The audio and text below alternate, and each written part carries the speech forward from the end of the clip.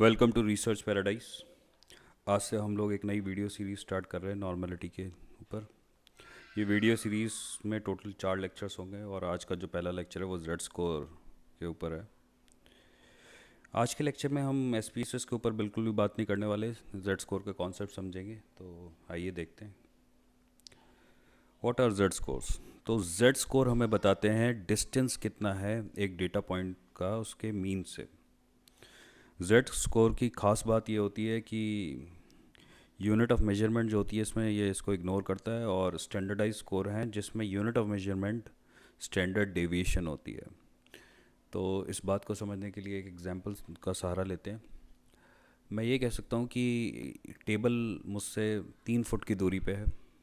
यहाँ पे जो है मैं डिस्टेंस की बात कर रहा हूँ अपने और टेबल के बीच में, और यूनिट ऑफ मेजरमेंट यहाँ पे फुट है। ऐसे ही मैं कह सकता हूँ कि एक डेटा पॉइंट अपने मीन से जो है 3 स्टैंडर्ड डेविएशन दूर है। तो यहाँ पे भी डिस्टेंस की बात हो रही है, लेकिन यूनिट ऑफ मेजरमेंट जो है स्टैंडर्ड डेविएशन है। इसको कैलकुलेट करने का एक फार्मूला होता है x minus x bar upon standard deviation. x यहाँ पे डेटा पॉइंट है एक पर्टिकुलर, x बार मीन है और स्टैंडर्ड डेविएशन नीचे डिवीजन में है। अब इसी चीज़ को हम लोग एक बार एक्सेल में करके देखते हैं कैसे किया जाता है। तो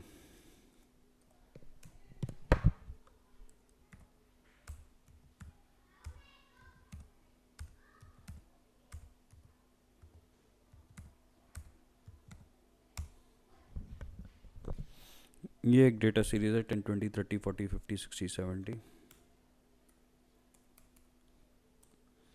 मैं अभी मीन कैलकुलेट कर लेता हूँ इसका,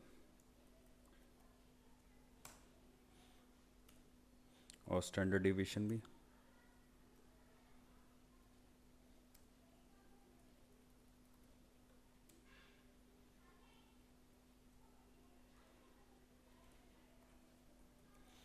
इन दोनों फिगर्स को हाईलाइट कर देता हूँ, ये इंपॉर्टेंट फिगर्स हैं।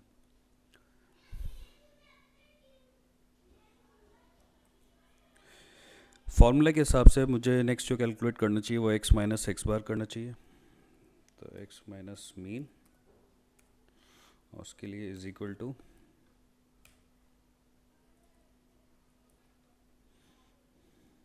इसको मैं एब्सोल्यूट कर देता हूँ।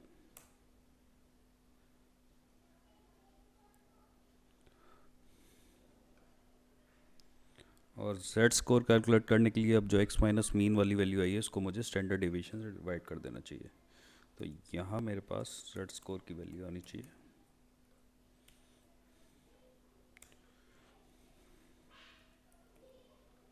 इसको भी एब्सोल्यूट करना पड़ेगा।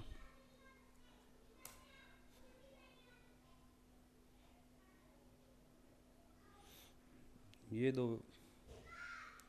4 वैल्यूज़ मुझे नहीं चाहिए क्योंकि ये मीन है और ये स्टैंडर्ड डेविएशन है। तो आइए समझने की कोशिश करते हैं हमने अभी क्या किया। हमने सबसे पहले हमारे पास एक सीरीज़ दी हुई थी एक्स की, मैंने उसका मीन निकाला और स्टैंडर्ड डेविएशन निकाला। इसके बाद एक्स माइनस मीन, हर एक डेटा पॉइंट को उसके मीन से माइनस किया, और उसके बाद उसको स्टैंडर्ड डेविएशन से डिवाइड कर दिया। तो ये जो है ये स्कोर हमारे पास जो है ये स्टैंडर्डाइज जेड स्कोर है। और इसको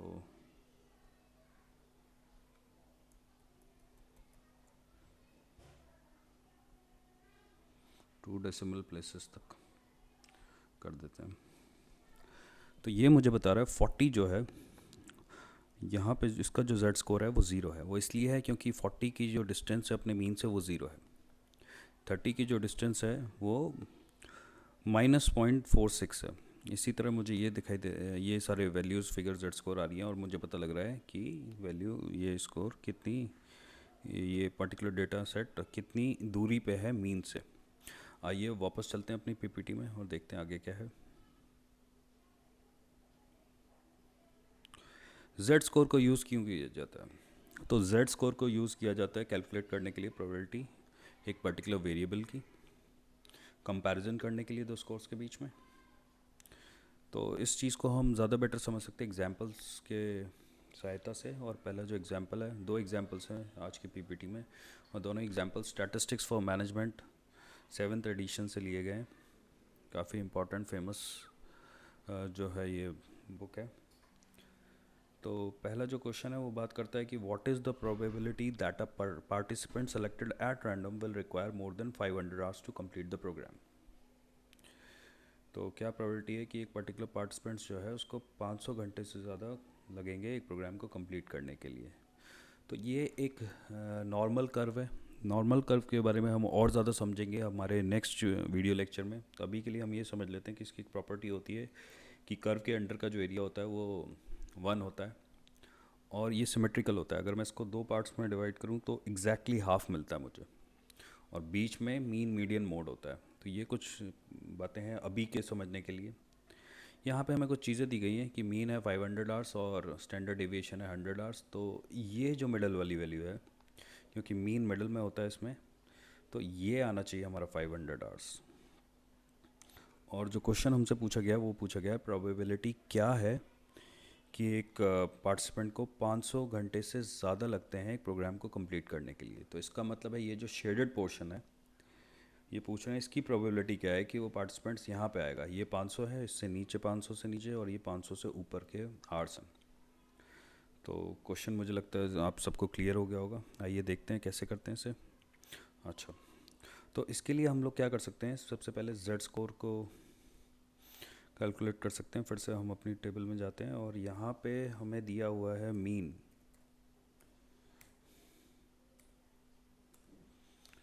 500 और स्टैंडर्ड डेविएशन ST दिया हुआ है 100 आवर्स। अब 500 आवर्स से मुझे ज़्यादा कैलकुलेट करना है, तो 500 आवर्स से कैलकुलेट करने के लिए एक तो मैं सीधा सीधा यहाँ पे देख सकता हूँ कि ये, क्योंकि इसका जो टोटल एरिया है वो 1 है और 500 आवर्स पूछा गया 500 आवर्स से ज़्यादा का, तो ये एग्जैक्टली हाफ है। दोनों जो पार्ट हैं वो 0.05 आएंगे, और क्योंकि मुझे एक पार्ट का आंसर करना है कि ये पार्ट कितना है, तो ये 0.05 प्रोबेबिलिटी होगी कि 50% जो है चांसेस हैं कि वो 500 आवर्स से ज़्यादा लेगा। तो एक तो तरीका ये है। और जेड स्कोर से अगर हम करके देखें तो हमें मिलता है इसका आंसर एक्स माइनस मीन पहले करेंगे। तो एक्स माइनस मीन क्या हुआ, एक्स हमारा कितना है 500, तो 500 माइनस 500, सॉरी मैंने इज इक्वल टू लगाया,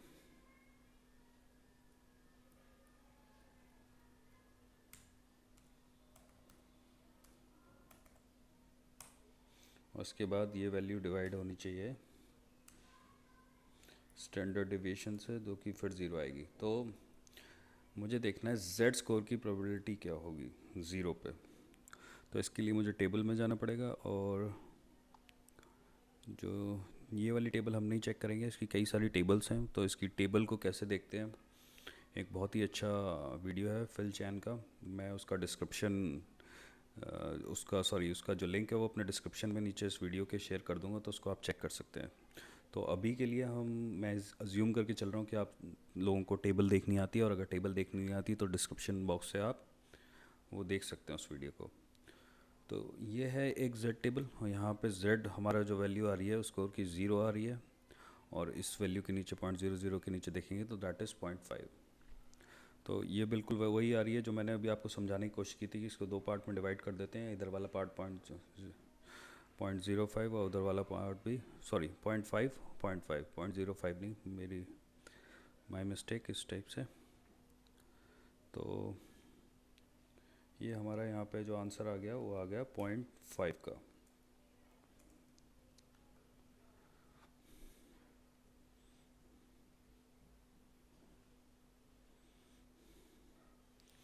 दूसरा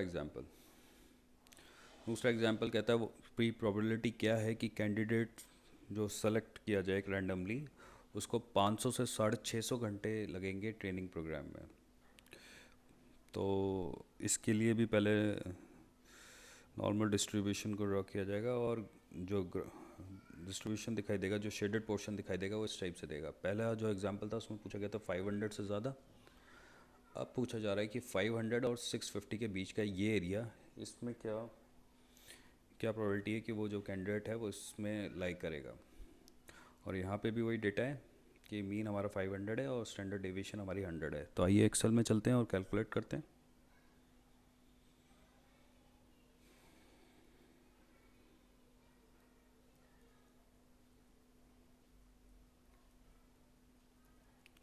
तो अब हमारा x जो है इस केस में 650 है, इज इक्वल टू 650 माइनस 500, 150 आ गया, and this divided by 100 standard deviation जो है। तो हमारा जो z स्कोर आया वो आया 1.5। अब 1.5 की वैल्यू देख लेते हैं हम लोग। इस बार हम दूसरी टेबल में जाएंगे क्योंकि हमारा जो डिस्ट्रीब्यूशन आ रहा है वो इस टाइप से आ रहा है। इस टाइप से हम लोग करने की कोशिश कर रहे हैं। 1.5 और ये आ रही है वैल्यू 0.4332। 0.00 के नीचे देखेंगे क्या है एक बार, 0.4332।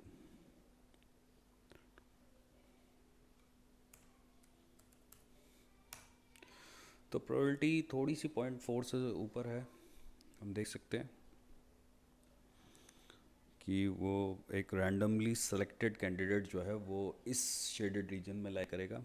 इस टाइप से हम लोग जेड स्कोर का यूज़ कर सकते हैं। जेड स्कोर अगर आप रिसर्च मैथोलॉजी पढ़ रहे हैं तो कई जगह यूज़ होंगे, और अगर इस कॉन्सेप्ट को आप अच्छी तरह समझ लेते हैं तो काफ़ी आपके लिए कई कॉन्सेप्ट समझने काफ़ी आसान हो जाएंगे।